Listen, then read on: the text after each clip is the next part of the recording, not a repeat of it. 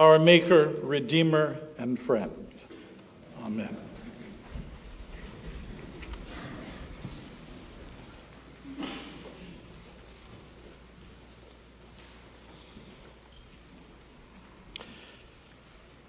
It is the fifth Sunday in Lent. Ash Wednesday seems so long ago. Lent is a part of the church year when time seems to slow down, or at least it does, or should, if you are paying attention. But now we are approaching the end. An ancient monastic liturgy proclaims on this day, 14 days from now, the Pasch of the Lord will begin, and on the 15th, you will celebrate the great solemnity in honor of God Most High. But we are not there yet. This is why in this year we are asking you to embrace fully the liturgy, the work of the people of Holy Week. You can't just jump from Palm Sunday to Easter, from one hurrah to the next hurrah, without fully experiencing the humility of washing another's dirty feet, the bitterness of being betrayed by a friend, the sorrow of a farewell meal, the agony of torture, the release of suffering in death. The reality that one writer uses to describe the everyday experience of many oppressed people around the world. Sudden arrest, speedy trial, trumped-up charges, circumstantial evidence, quick verdict, and immediate sentencing. Today's story of the raising of Lazarus may seem odd for the season of Lent. Why is this resurrection story in Lent and not later in the season of Easter?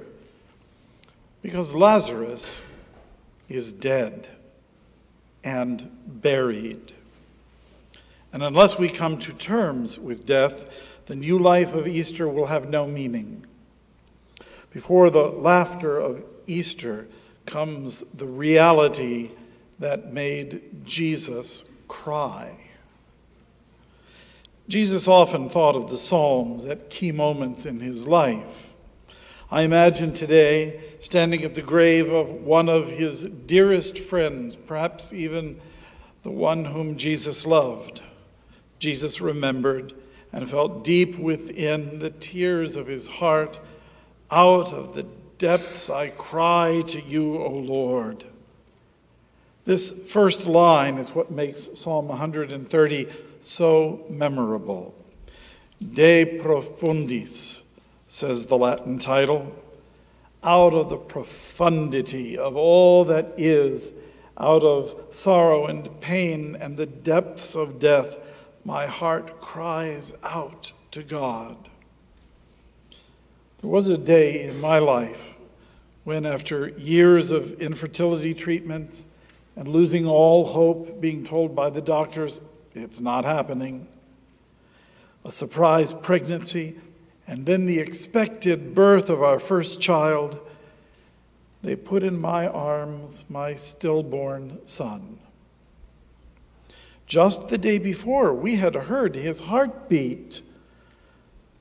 But after almost 24 hours of agonizing labor, my mind raced with unanswerable questions. When?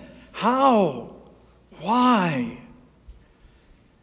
If you, O Lord, should mark iniquities, Lord, who could stand? Tears streamed down my face as I looked to heaven, asking, what had I done to cause this? Was I culpable?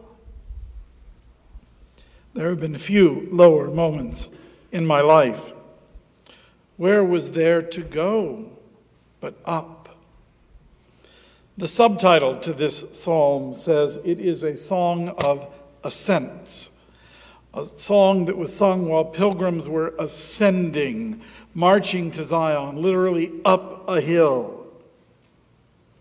But the depth of the psalm is not merely geographical. It is far more profound psychologically and spiritually. Yes, we are going up. Easter is almost here.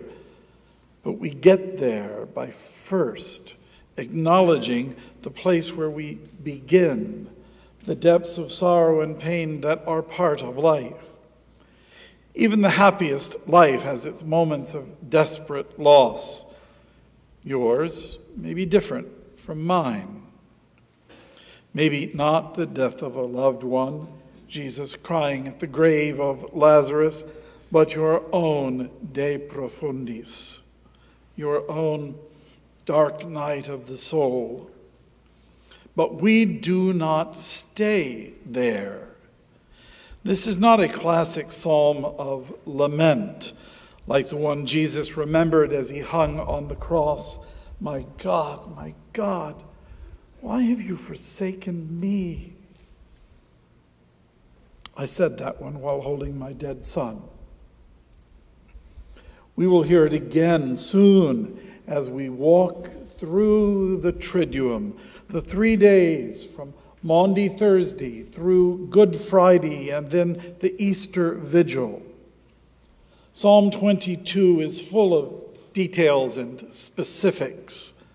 My throat is dried up like baked clay. My tongue cleaves to my jaws. To the dust of death you have brought me down. Psalm 130 is not like that. Psalm 130 doesn't stay there. It recognizes the depths of those dark days in our lives, but calls us first to wait for the Lord, like one scanning the horizon for the first rays of light as the sun is coming up at the distance. And it points up and out of those depths. O Israel, hope in the Lord. For with the Lord there is steadfast love, and with him there is great power to redeem. The psalmist doesn't complain about life's circumstances, but cries out to God. This is an expression of faith, a conviction that God will hear and respond with compassion. The psalmist really isn't even asking God for help, but just that God will listen. When you sit down with a friend and you pour out all your problems, you aren't expecting them to wave a magic wand and make everything better. You just want to be heard. As long as we can cry out, there is hope. So keep shouting. It's God's job to hear, to have mercy, to forgive. Our first job is to cry out. In the words of the old gospel song, I must tell Jesus all of my trials. I cannot bear these burdens alone. In my distress, he kindly will help me. He ever loves and cares for his own. Our second job is to wait, not passively, but with hope. I wait for the Lord, my soul waits, for in his word I hope. This hope is an intensive and active form of waiting. It knows that there are some depths that we cannot escape on our own best efforts. Some things you just can't pull yourself up by your bootstraps and with all of the best positive thinking solve by yourself.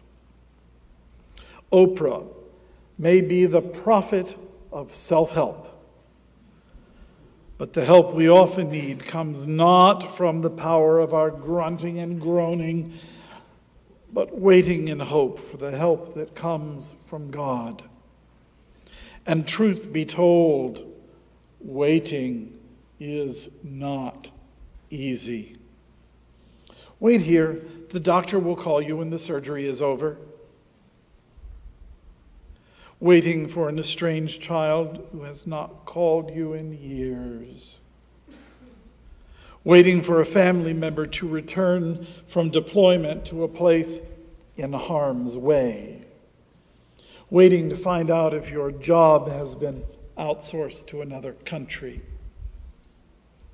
We do not wait alone.